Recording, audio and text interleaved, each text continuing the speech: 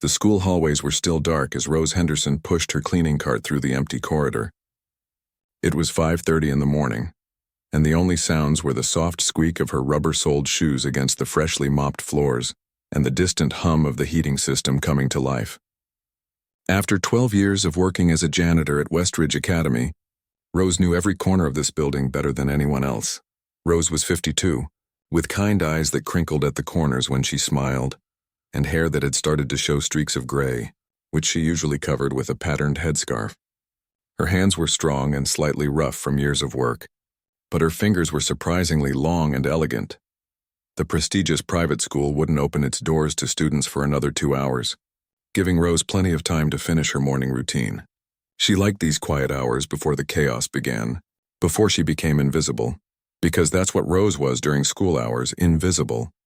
The students in their expensive uniforms and the teachers in their professional attire would walk past her as if she were just another piece of furniture. Sometimes they'd hold a door open if their hands were free or nod in her general direction, but mostly, their eyes would slide right over her as if she weren't there at all. "Morning, Rose." The unexpected greeting made her jump slightly. It was Mr. Gaines, the elderly security guard who, like her, arrived early. "Morning, Harold," she smiled, genuinely pleased to see him. Among the staff, Harold was one of the few who treated her like a person rather than a function. "You're looking tired today. Everything okay at home?" Rose nodded, adjusting her headscarf. "Just the usual. My grandson had a fever last night, so I didn't get much sleep. Little Theo. Is he all right?" "He's better this morning. My daughter says it's just a cold going around his daycare." Rose appreciated that Harold remembered her grandson's name. These little acknowledgments of her life outside these walls meant more than he probably realized. Harold nodded sympathetically. "Well, don't work too hard. Those kids are just gonna mess it all up again anyway," he joked, continuing his rounds with a wave. Rose chuckled and pushed her cart toward the west wing. She had a routine. Classrooms first, then offices, cafeteria, and finally, her favorite part, the music room. The music room was situated at the end of the arts corridor, with large windows that let in the morning sun. It was equipped with various instruments, but the centerpiece was a gorgeous Steinway grand piano that had been donated by a wealthy alumnus. Rose always saved this room for last so she could spend a little extra time there. Today, as she dusted the shelves lined with music books and sheet music, Rose found herself drawn to the piano as she often was. She ran her cleaning cloth over its polished surface with special care, removing every fingerprint and dust particle. When she finished, she stood beside the magnificent instrument, her fingers hovering just inches above the keys. A familiar ache spread through her chest, a bittersweet mixture of longing and regret. Few people knew that Rose Henderson had once been Rose Williams, a piano prodigy from South Chicago who had earned a full scholarship to Juilliard. Fewer still knew why she never graduated. Rose glanced at her watch. It was almost 6:45. She still had time. Looking toward the door to make sure no one was coming, she carefully set her cleaning supplies aside and gently lowered herself onto the piano bench. She didn't touch the keys. Not yet. She simply sat there, her hands positioned above them, feeling the ghost of what once was.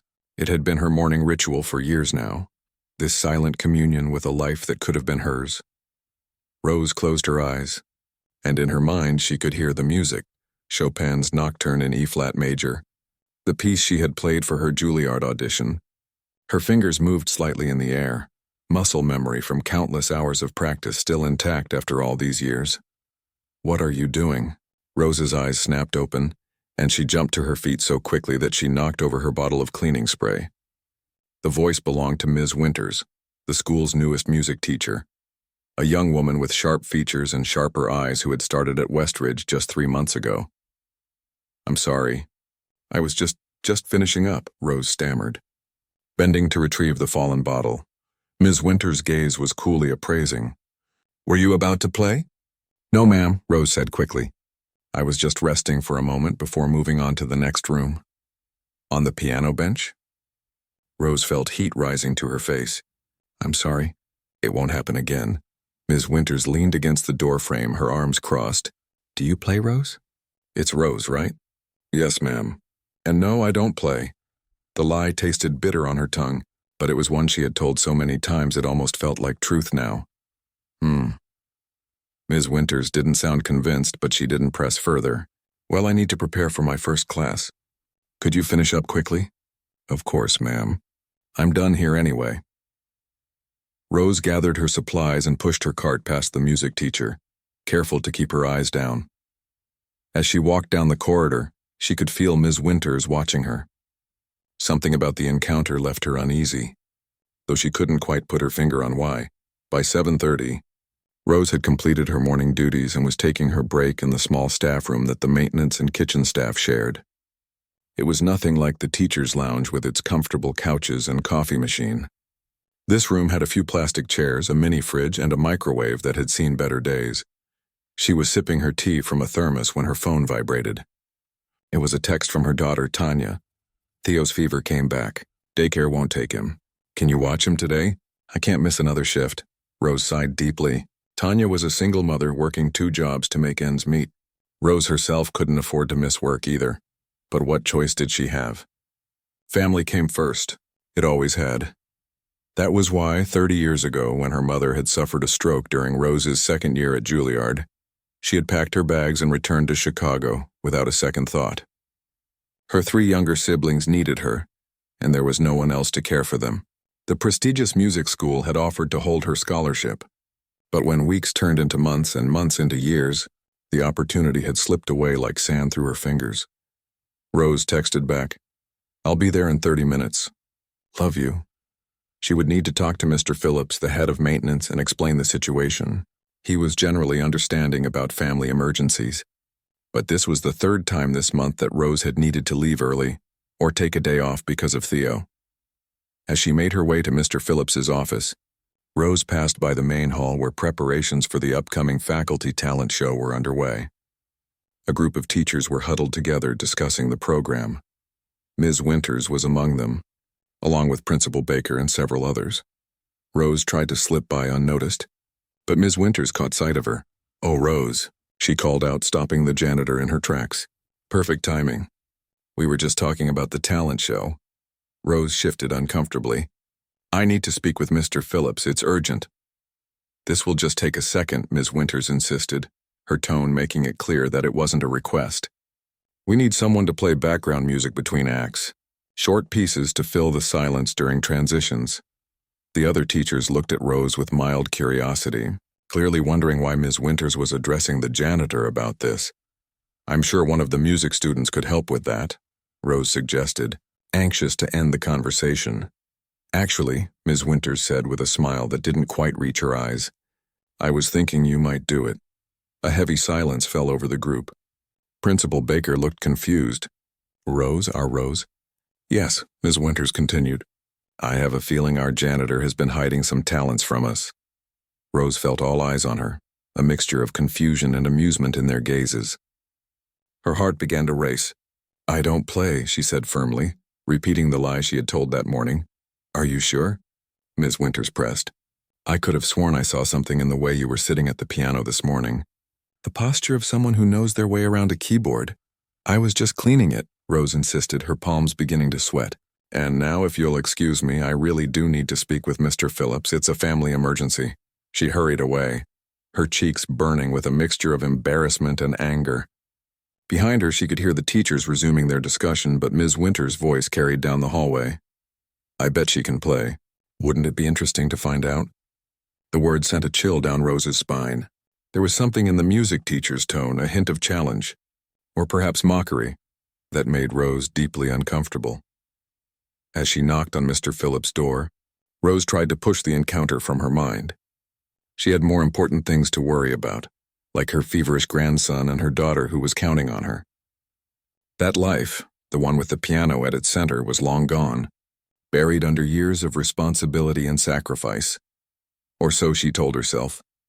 But as she drove to her daughter's apartment 20 minutes later, Rose couldn't shake the feeling that Ms. Winters had somehow seen through her carefully constructed facade.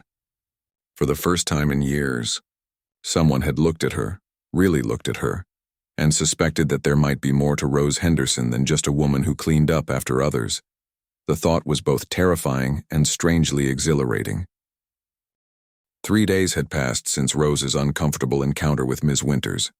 She had spent them at home, caring for little Theo until his fever broke and he could return to daycare. Now, as she pushed her cleaning cart through the early morning hallways of Westridge Academy, she hoped that the whole piano incident had been forgotten. The school was quiet at 5:45 a.m., just how Rose liked it. She had come in a bit earlier than usual to make up for her absence. Mr. Phillips had been understanding about her taking time off for Theo, but she could tell he was getting concerned about her reliability. "Can't afford to lose this job," she muttered to herself as she scrubbed particularly hard at a scuff mark on the floor. The pay wasn't great, but it came with health insurance that covered both her and helped Tanya with Theo's medical bills. As she worked her way through the science wing, Rose found herself listening for footsteps, half expecting Ms. Winters to appear around every corner. There was something unsettling about the way the music teacher had looked at her, like a cat that had spotted a mouse trying to hide.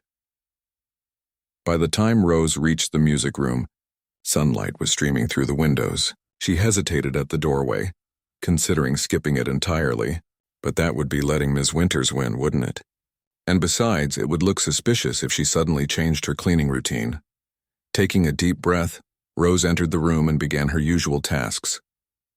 She dusted the shelves, wiped down the chairs, and mopped the floor, all while carefully avoiding looking at the piano. It was silly, she knew. It was just an instrument, an expensive, beautiful instrument that sometimes made her heart ache when she thought about it, but still just an object. Rose was just finishing up when she heard voices in the hallway. She froze, recognizing one of them immediately as Ms. Winters. The other belonged to Principal Baker. "I really think we should consider it," Ms. Winters was saying as they approached. "It would be wonderful for staff inclusivity." "If you're sure," Principal Baker replied, sounding doubtful. "But I don't want anyone to feel uncomfortable or put on the spot." They entered the music room, both looking surprised to find Rose there. "Good morning," Rose said politely, gathering her cleaning supplies. "Rose, just the person we wanted to see," Ms. Winters said with a smile that didn't quite reach her eyes. "We were just discussing the faculty talent show." Rose's stomach tightened. "I was just finishing up here," she said, trying to move toward the door.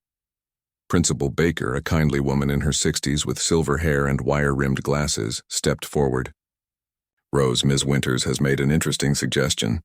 We're looking for staff members to participate in the show, and she thought you might be willing to play the piano for us." Rose shot a look at Ms. Winters, whose expression was one of innocent expectation. I don't play," she stammered. "I wouldn't be any good at all." "Oh, I think you're being modest," Ms. Winters said. "I've noticed the way you look at the piano when you think no one's watching. Almost like you're having a silent conversation with it." Rose felt heat rising to her face. Had Ms. Winters been spying on her? "Really, I can't," she insisted. "It would be wonderful to have more staff involvement," Principal Baker added encouragingly. "It doesn't have to be anything complicated. Just a simple piece between acts to keep the flow going." Rose looked between them, feeling cornered. "I haven't played in a very long time," she admitted finally, abandoning the outright lie but still concealing the extent of her background. Ms. Winters' eyes lit up with triumph. "So you do play?" "I knew it. Barely," Rose said quickly. "Just a few simple tunes I learned as a child." "That's perfect," Principal Baker said warmly. "The talent show is all about sharing and community, not professional performances. It would mean a lot to have you participate, Rose." Rose felt trapped. Refusing now would seem churlish, especially since Principal Baker, who had always been kind to her, seemed so pleased with the idea. But agreeing meant putting herself in a spotlight she had carefully avoided for decades. I'll think about it," she said finally. "The show is in 2 weeks," Ms. Winters reminded her. "We'll need to know soon to finalize the program." "I'll let you know by the end of the week," Rose promised, desperate to escape the conversation. Principal Baker nodded, satisfied. "Wonderful. Now I'd better get to my office. Parents start calling at the crack of dawn these days." She left with a friendly wave. Rose expected Ms. Winters to follow, but the music teacher lingered.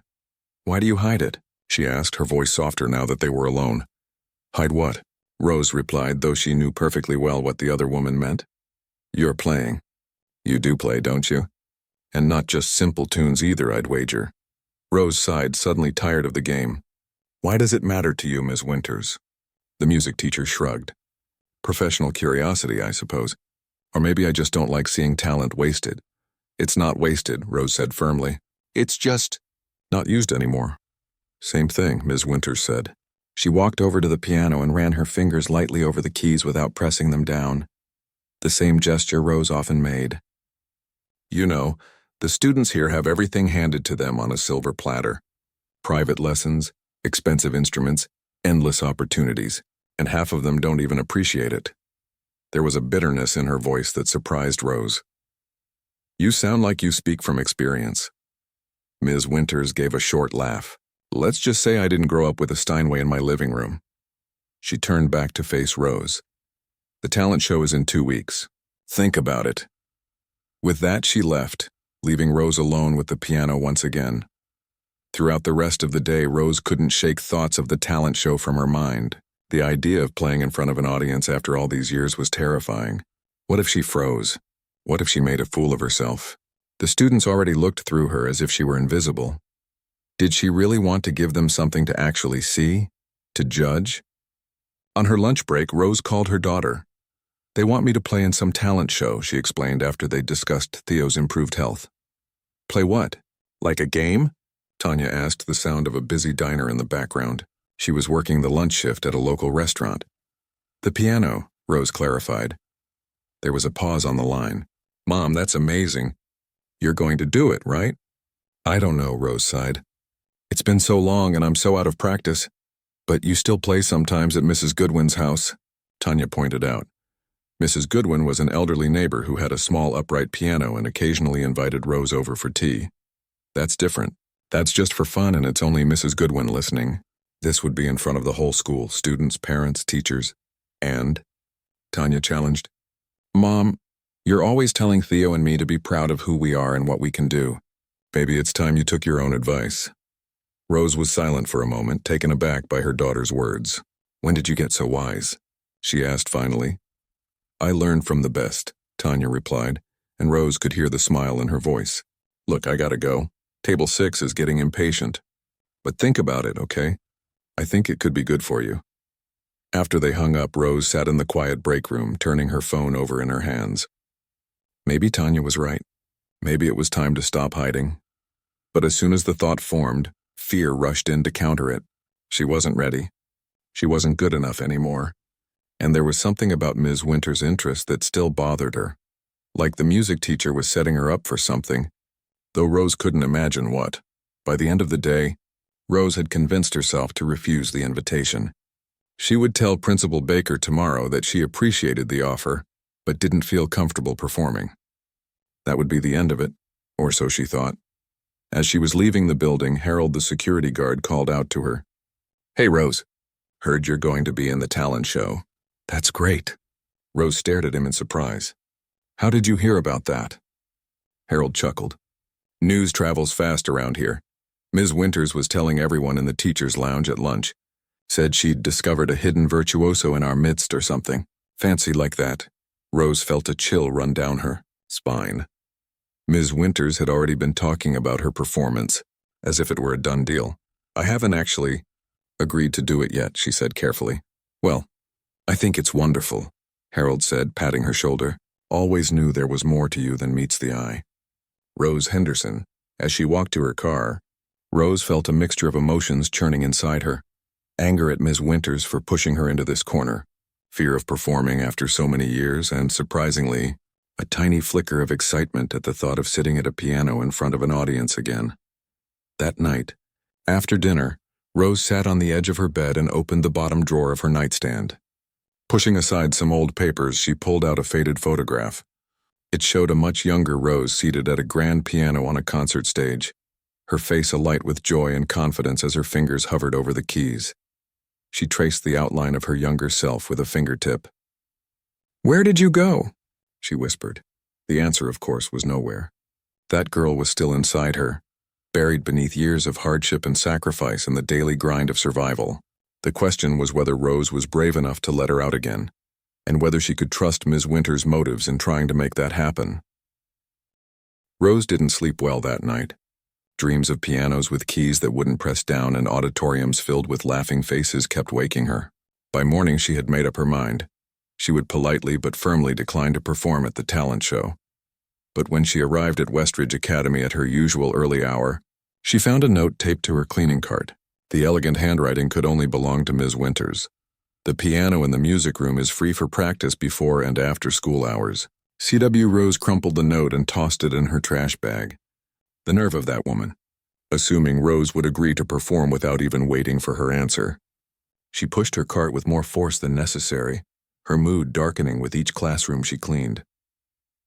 By the time she reached the faculty lounge, she was fuming silently. She was scrubbing the coffee station with particular vigor when a voice behind her made her jump. You know, they say the best way to get over stage fright is to practice until you can play your piece in your sleep. Rose turned to find Mrs. Chen, the elderly math teacher who had been at Westridge almost as long as the building itself. "I'm not having stage fright," Rose said. "Because I'm not performing." Mrs. Chen smiled gently. "Harold tells me you used to be quite the pianist." Rose froze. "Harold? How would he know that?" "He said he looked you up online after Ms. Winters mentioned your background in the teacher's lounge. Apparently there are still records of your performances at Juilliard." Rose felt the color drain from her face. "That was a lifetime ago," she said quietly. "I'm not that person anymore." "Maybe not," Mrs. Chen agreed. "But the music is still in you. I've seen it in the way you move your fingers sometimes when there's music playing in the hallways. Like your hands remember even if you're trying to forget." Rose didn't know how to respond. She hadn't realized people were watching her so closely. She'd always thought she was invisible here. "Anyway," Mrs. Chen continued, "no pressure. But if you do decide to play, I, for one, would love to hear it." She patted Rose's arm and left the lounge, leaving Rose to her thoughts. Throughout the day, Rose received similar comments from other staff members. The school librarian mentioned she'd love to see a different side of Rose at the talent show. The PE teacher awkwardly offered encouragement as she passed him in the hallway. Even Principal Baker stopped her to say how excited she was at the prospect of Rose performing. It seemed that Ms. Winters had told everyone about Rose's hidden talent, though. Thankfully, she didn't appear to have shared the full extent of Rose's past. Still, Rose felt exposed, as if a secret part of herself had been dragged into the light without her consent. When school ended for the day, Rose lingered longer than usual, finishing her afternoon tasks slowly. She told herself it was because she wanted to be thorough, but deep down she knew she was waiting until the building was empty, until she could be alone with the piano. Just one time, she thought. Just to see if I still can. By 6 o'clock, most of the staff had gone home. Rose made her way to the music room, her heart beating faster with each step. The room was bathed in the golden light of early evening, the grand piano gleaming in the center like a dark island. Rose set down her cleaning supplies and approached it slowly, as if it might vanish if she moved too quickly. She ran her hand along its smooth surface, then carefully lifted the lid and propped it open.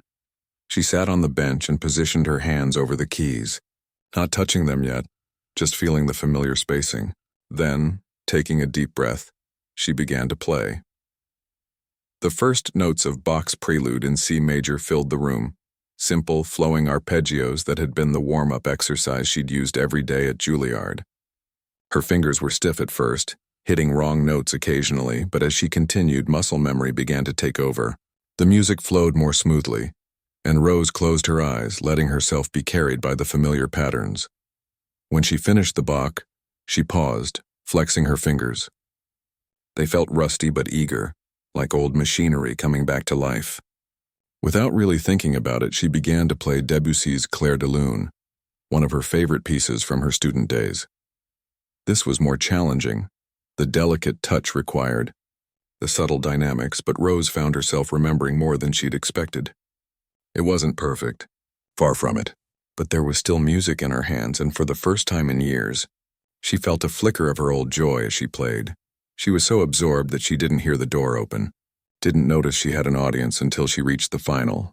Gentle chords and a voice spoke from behind her. I knew it. Rose spun around to find Miss Winters standing in the doorway, a triumphant expression on her face. How long have you been there? Rose demanded, embarrassment and anger competing for dominance in her voice. Long enough, Ms. Winters replied, stepping into the room. You weren't just a child who learned a few simple tunes, were you? You had formal training. Serious training. Rose stood up, closing the piano lid with more force than necessary. That doesn't matter now. It was a long time ago. It matters, Ms. Winters insisted. Do you have any idea how many of these privileged kids take their music lessons for granted? How many talented people never get the chances they've been handed, and here you are, clearly gifted, hiding your light under a bushel. You don't know anything about me or my life, Rose said, her voice tight with emotion. You don't know why I stopped playing or what it would mean for me to start again. Ms. Winters crossed her arms. So tell me. For a moment, Rose considered walking away, but something in the other woman's challenging gaze made her stay. I was at Juilliard, she admitted finally. On scholarship. I was going to be a concert pianist. What happened? Life happened, Rose said simply. My mother had a stroke. I had 3 younger siblings who needed taking care of. I had to go home. Ms. Winters' expression softened slightly. And you never went back? Rose shook her head. By the time my youngest sister was old enough to look after herself, I had a daughter of my own. Single parent. No money for childcare, let alone music school. So I got jobs that paid the bills. And eventually ended up here, Ms. Winters finished for her, cleaning up after people who've never had to make those kinds of choices. There was something in her tone, a bitterness that resonated with Rose's own, feelings that made Rose look at the music teacher more closely. You sound like you understand. Ms. Winters gave a small, humorless laugh. Let's just say I know what it's like to watch other people take for granted the things you had to fight for. She gestured to the piano. You're still good, you know. Crusty, yes, but the foundation is there. Not good enough, Rose said, gathering her cleaning supplies. Not for a public performance. You have 2 weeks to practice, Ms. Winters pointed out. And you don't have to play Rachmaninoff. Something simple would be fine, Rose sighed. Why is this so important to you? Is it some kind of, I don't know, project? Help the poor janitor remember her glory days? No, Ms. Winters said, looking offended. It's about showing these kids and some of the staff. Frankly, that talent and worth aren't determined by job titles or how much money your parents have. Rose wasn't entirely convinced, but she was tired of arguing. I'll think about it, she said for the 2nd time that week. The program goes to print on Friday, Ms. Winters reminded her. I need your answer and your piece selection by then. After Ms. Winters left, Rose sat back down at the piano. She played a few simple scales, feeling the keys respond to her touch. It felt both strange and familiar, like meeting an old friend after decades apart. Maybe she could do this. Just a simple piece. Something that wouldn't be embarrassing if she messed up. The thought made her stomach clench with anxiety, but there was also a small growing spark of excitement. That evening, Rose stopped at the public library on her way home and, after some hesitation, checked out a book of piano music, Chopin's Nocturnes, which had once been her specialty. At home, she cleared off the small table in her living room and laid the book flat, placing her hands on the tabletop as if it were a keyboard. Slowly, she began to work through Nocturne in E-flat major, O9 number 2, her fingers moving silently over the imaginary keys. Tanya found her like that an hour later when she dropped off Theo for the night.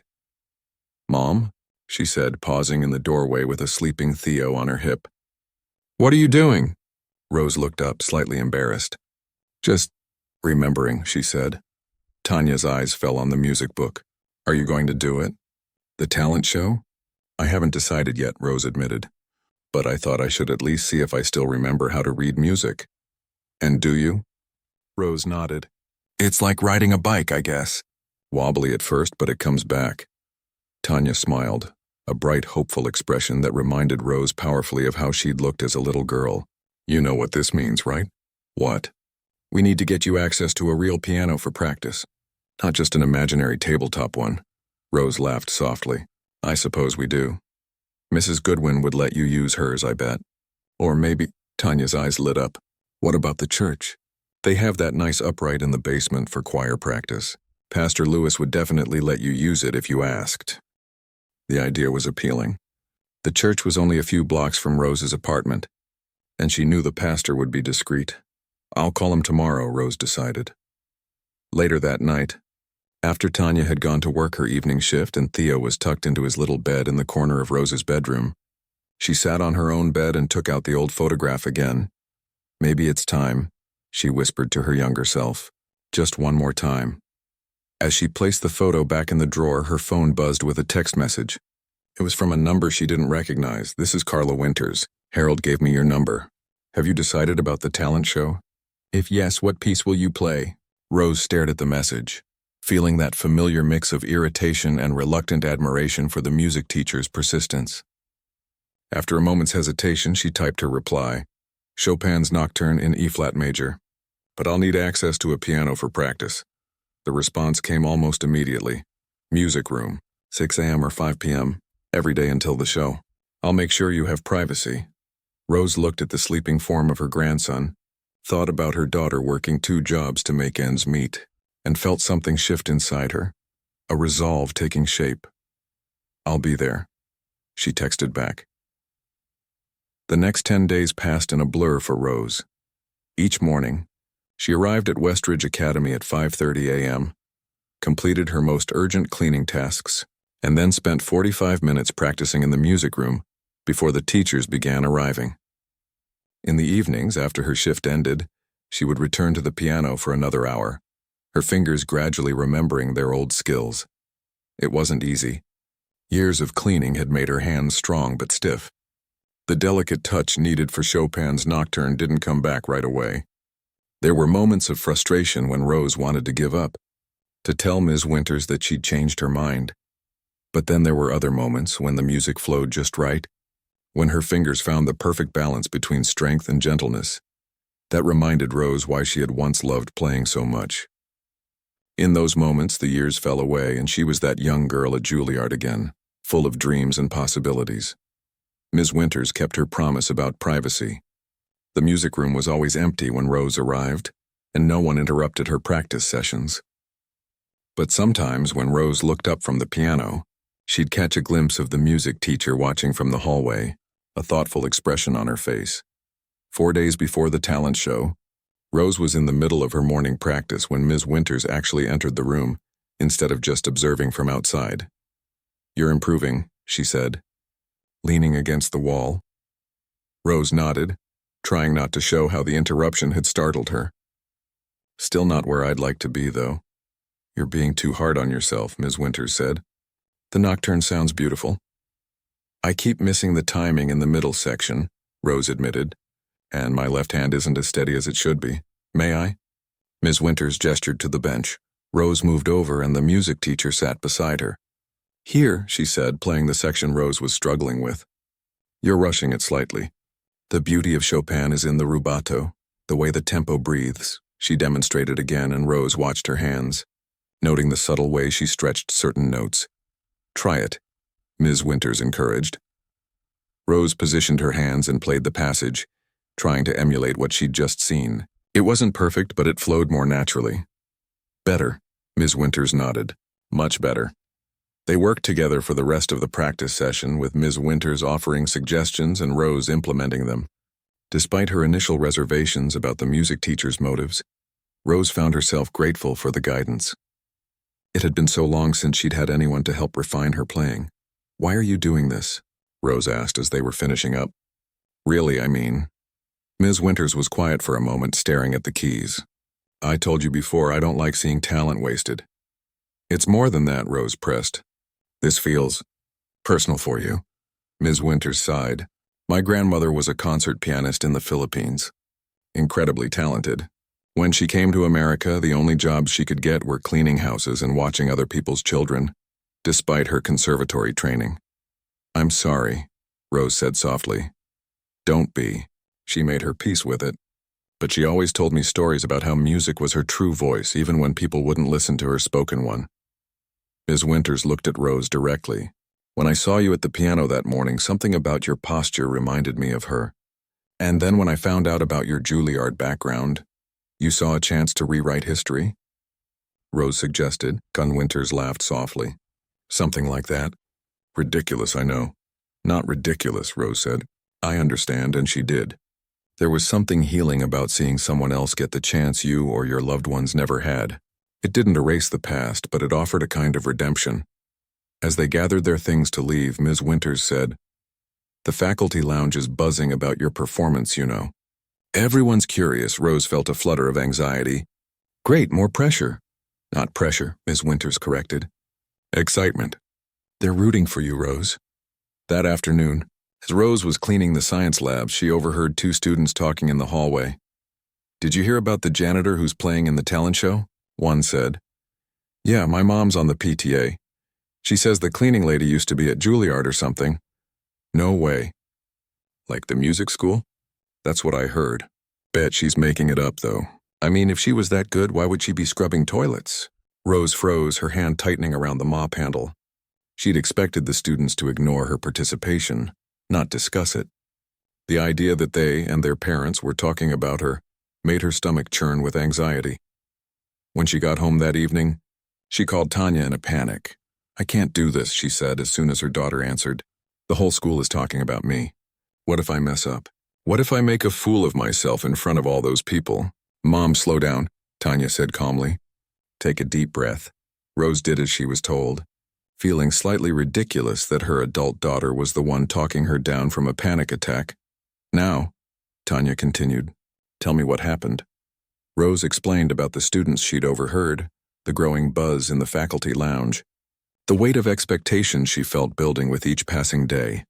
And what if they're right? She finished. What kind of former Juilliard student ends up cleaning schools? They're going to laugh at me. First of all, Tanya said firmly, there is nothing shameful about the work you do. You've supported our family for decades with that job. You've put food on our table and kept a roof over our heads. Anyone who looks down on that isn't worth your time. Rose felt tears welling up at her daughter's fierce defense. Second, Tanya continued, you made choices out of love and responsibility. Choices I'm grateful for every single day. If those rich kids can't understand that life sometimes takes us on different paths than we planned, that's their problem, not yours. But what if I'm not good enough anymore? Rose whispered, voicing her deepest fear. Mom, I've heard you play at Mrs. Goodwin's. You're amazing. But even if you weren't, even if you hit every wrong note in that nocturne, I would still be proud of you for trying, for being brave enough to show a part of yourself that you've kept hidden for so long.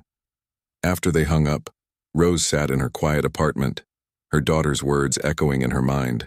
Tanya was right. This performance wasn't about proving anything to anyone else. It was about reclaiming a piece of herself that she'd set aside but never truly lost. The next day at school, Rose moved through her tasks with renewed determination. When she passed the bulletin board in the main hallway and saw the printed program for the talent show with her name on it, Rose Henderson, piano. She didn't look away as she had the day before. That afternoon, Ms. Winters found her in the music room, running through the nocturne one more time. That was nearly perfect, the music teacher said when Rose finished. You're ready. Not quite, Rose said, but I will be. She'd made a decision that morning, one that had been forming in the back of her mind for days. I'd like to change my piece. Ms. Winters raised an eyebrow. The show is in 3 days. Are you sure? Rose nodded. I'm still playing Chopin, but not the nocturne. I want to play the ballad number 1 in G minor. Ms. Winters' eyes widened. That's significantly more challenging. I know. It was my audition piece for Juilliard, the one that got me the scholarship. And you think you can prepare it in 3 days? Rose smiled slightly. I've been practicing it at the church every evening after I leave here, just in case I found the courage to play it. For the first time since they'd met, Ms. Winters looked genuinely surprised. Rose Henderson, you are full of surprises. Just one more thing, Rose added. I don't want to perform in my work clothes.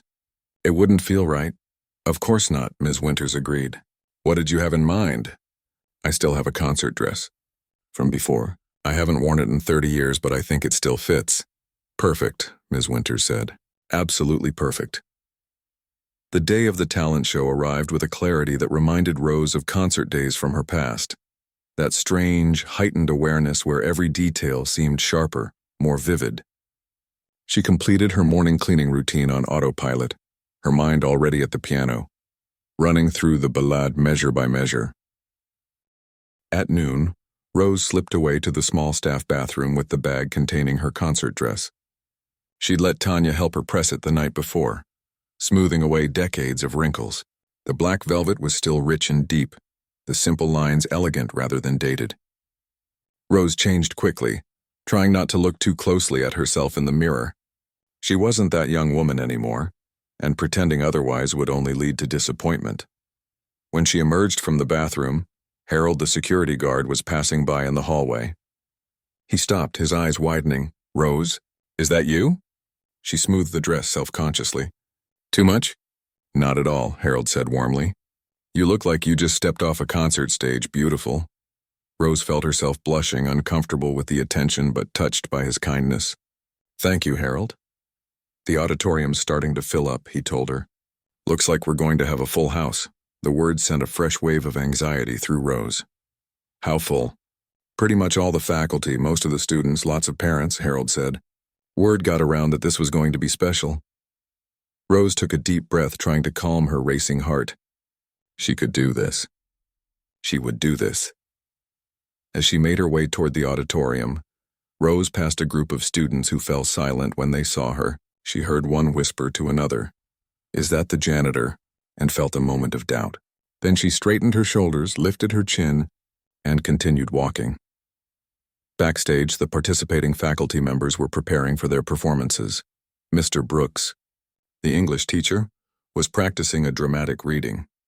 The school nurse and the cafeteria manager were warming up for their duet. Everyone turned to look when Rose entered. "Rose," Principal Baker exclaimed, coming over to greet her. "You look wonderful." Before Rose could respond, Ms. Winters appeared at her side.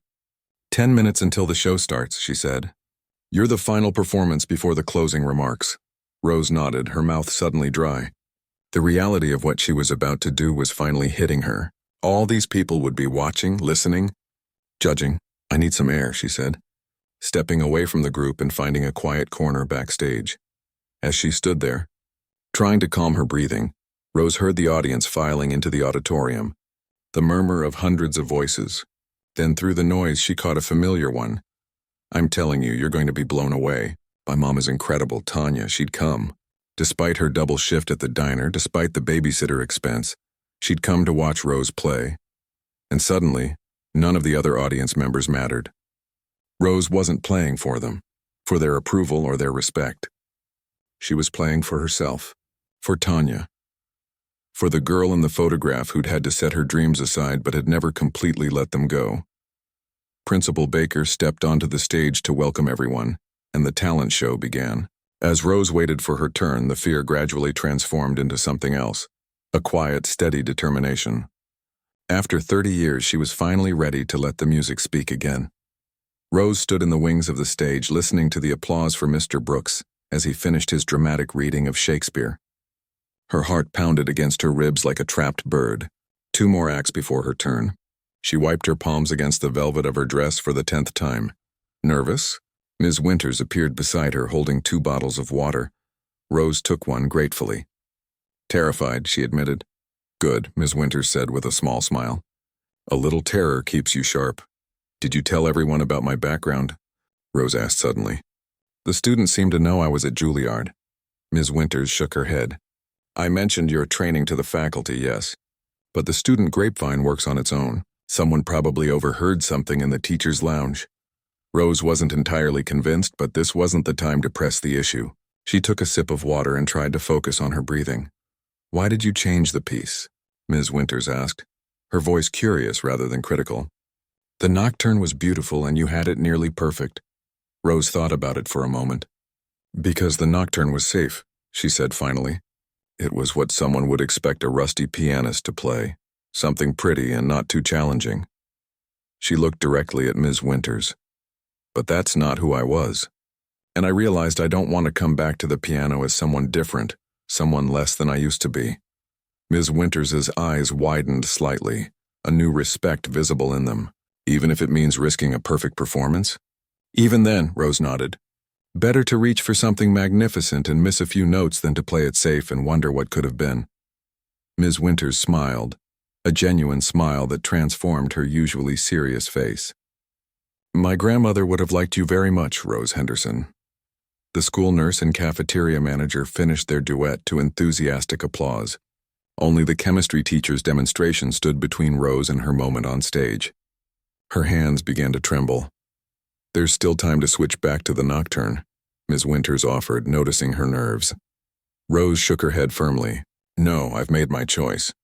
The chemistry demonstration ended with a flourish of colorful smoke that delighted the audience. Principal Baker returned to the stage to introduce the final act. And now, ladies and gentlemen, I'm pleased to present a very special performance. Many of you know Rose Henderson as a valued member of our maintenance staff. What you may not know is that Ms. Henderson was once a student at one of the most prestigious music schools in the country. Tonight, she's going to share her extraordinary talent with us. Please welcome Rose Henderson, playing Chopin's Ballad No. 1 in G minor. The applause was polite but curious as Rose walked onto the stage. The bright lights momentarily blinded her, but as her eyes adjusted, she could make out the packed auditorium. Students filled most of the seats with faculty and parents around the edges. In the third row, Rose spotted Tanya, sitting next to Harold and Mrs. Chen. Rose approached the grand piano that dominated the center of the stage.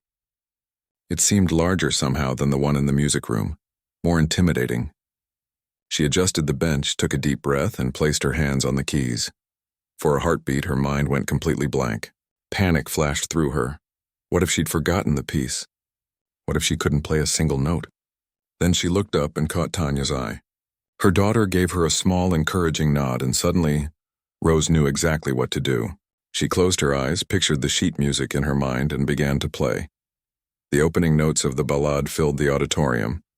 Gentle, questioning, like the beginning of a story. The audience fell completely silent. Rose felt the familiar sensation of disappearing into the music, her fingers finding their own way across the keys as her mind focused solely on the emotion of the piece. As the ballade progressed, building in complexity and passion, Rose found herself transported. The 30 years since she'd last performed this piece seemed to collapse.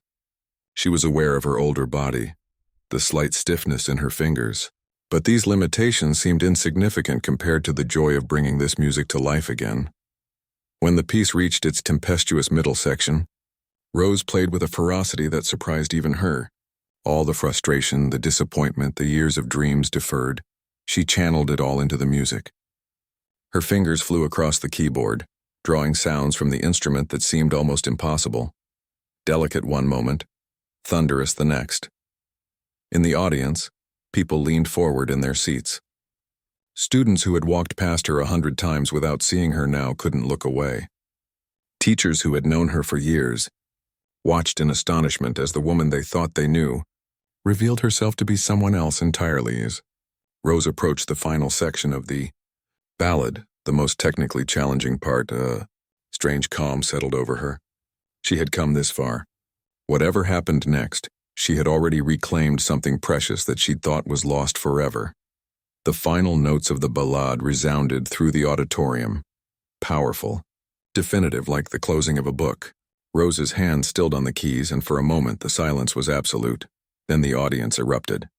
The applause started tentatively, then swelled into a roar. Students leapt to their feet, cheering and whistling. The faculty followed, some wiping tears from their eyes. From her place in the third row, Tanya was applauding so hard it looked like her hands might bruise, her face streaked with tears and pride. Rose stood and gave a simple bow, overwhelmed by the response. She hadn't played perfectly, she'd missed a few notes, rushed a few passages, but she had played with all her heart, and somehow that had been enough. As she left the stage, Ms. Winters was waiting in the wings, her eyes shining. That, she said simply, was worth waiting 30 years for. Principal Baker's closing remarks were nearly drowned out by the continued buzzing of the audience. As soon as the show officially ended, people began making their way to the stage door, clearly hoping to speak with Rose. Tanya reached her first, enveloping her in a fierce hug. "Mom," she whispered, "that was the most amazing thing I've ever seen." Rose held her daughter tight, too overwhelmed to speak. Harold and Mrs. Chen were next, both offering heartfelt congratulations. Then came a stream of faculty members, many of whom had barely— "Where did you study again?" asked the history teacher. "My niece is looking at music schools." Even more surprising were the students who approached her, particularly the two girls Rose had overheard gossiping in the hallway. That was incredible. Ms. Henderson once said, looking genuinely abashed, "I've been taking piano lessons for 10 years and I can't play anything close to that. Would you ever consider giving lessons?" The other asked hesitantly. "I'm really struggling with my technique. And my mom's paying a fortune for a teacher I don't even like." Before Rose could answer, Principal Baker appeared at her side. "Rose, when you have a moment, I'd love to speak with you about a possible opportunity." The night continued like this, a whirlwind of congratulations, questions, and what felt like genuine admiration. Through it all, Rose felt strangely detached, as if she were watching it happen to someone else. It wasn't until much later, when the crowd had finally thinned and she was gathering her things to leave, that the reality of the evening truly hit her. Ms. Winters found her in the now empty music room, sitting quietly at the piano, her fingers resting lightly on the keys. "There you are," the music teacher said. "I've been looking everywhere for you. There's a small reception in the teacher's lounge. People are asking for you." Rose smiled tiredly. "I just needed a moment of quiet." Ms. Winters nodded understandingly. "It's a lot to take in. Did you know it would be like this?" Rose asked. "When you pushed me to perform?" "I hoped," Ms. Winters admitted. "But I didn't expect this. You moved people, Rose. You didn't just impress them with your skill. You made them feel something." Rose looked down at the piano keys, remembering how they had felt beneath her fingers during the performance. Responsive, alive, like old friends welcoming her home. "Principal Baker wants to talk to me about an opportunity," she said. "What do you think that's about?" Ms. Winters sat down beside her on the bench. "Probably the after-school arts program. They've been looking for a piano teacher." Rose's eyes widened. "Me, a teacher? Why not? You certainly have the qualifications. And more importantly, you have something to say through music." Rose shook her head in disbelief. "This morning I was just the janitor. Now suddenly I'm being offered teaching positions and students are asking me for lessons." "You were never just the janitor," Ms. Winters said firmly. "That's the whole point. None of us is just our job title." They sat in companionable silence for a moment. Then Rose asked the question that had been on her mind all evening. "Why did you really do it? Push me to perform, I mean." Ms. Winters considered the question carefully. "When I first suggested it, I'll admit I had complicated motives. Part of me wanted to shake things up, to make some of these entitled people see beyond their assumptions. And yes, there was something personal in it too, about my grandmother, about paths not taken." She paused, looking directly at Rose. "But after I heard you play that first time, it became something else. It just seemed wrong that someone with your gift wasn't sharing it with the world anymore, like a beautiful painting kept locked in a dark room." Rose nodded slowly. "I think I understand." "So," Ms. Winters said, standing up, "are you coming to the reception?" Rose looked down at her concert dress, thought about the janitor's uniform hanging in her locker, and made a decision. "Yes," she said, rising from the bench. "I think I am." As they walked toward the teacher's lounge, Rose felt lighter than she had in years. Tomorrow would bring questions and decisions about Principal Baker's offer, about whether she was ready to step back into a world she'd left behind, about how to balance new possibilities with old responsibilities. But tonight, she had reclaimed a part of herself that had been dormant for far too long, and whatever came next, Rose knew one thing for certain: the music had never really left her. It had been waiting all along, patient and faithful, for her to find her way back home.